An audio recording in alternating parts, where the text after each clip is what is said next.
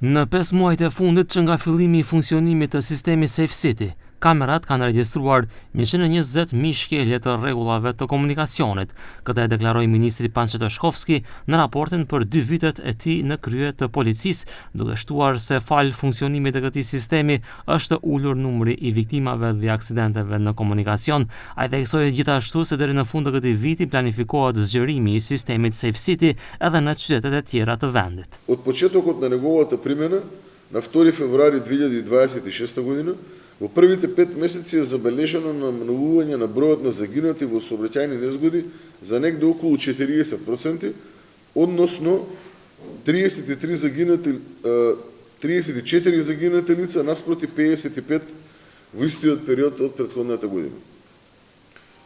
До 22 јуни 2026 година преку системот се регистрирани над 120.000 сообраќајни прекршоци, од кои повеќе од 95% се однесуваат на пречекорување на дозволена брзина.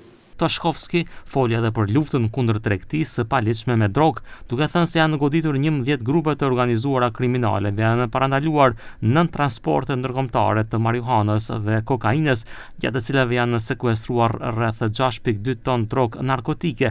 Megjithatë, Toshkovski nuk zbuloi se deri ku ka arritur hetimi për 5 tonët e marijuanës që u sekuestruan në Србија. Министерството за внатрешни работи заедно со јавното обвинителство поднесе кривична пријава по дел од оние кои што беа вклучени во рамки на транспортот на марихуаната од Македонија кон Србија. Заеднички тимови на Министерството за внатрешни работи, финансиска полиција, царина, управа за финансиско разузнавање и така натаму работат во изминатиот период на овој предмет.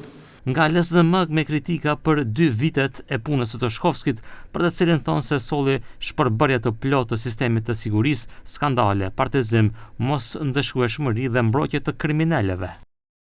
Toshkovski premtonte drejtësi dhe thoshte: edhe po ta kem vëlla do të përgjigjet, por sot askush nuk mban përgjegjësi. Krimi dhe korrupsioni kanë lulëzuar gjatë 2 viteve të fundit, nuk ka përgjegjësi për asnjë tender kriminal, nuk ka përgjegjësi as për 5 tonët e drogës që kaluan kufirin. Prej 2 vitesh, Ministria e Punëve të Brendshme e Toshkovskit nuk e ndjek krimin, por e mbron krimin e pushtetit. Ndryshe, Toshkovski foli edhe për gjendjen në Ministrinë e Punëve të Brendshme, përgjithsisht për rritjen e pagave për 10%.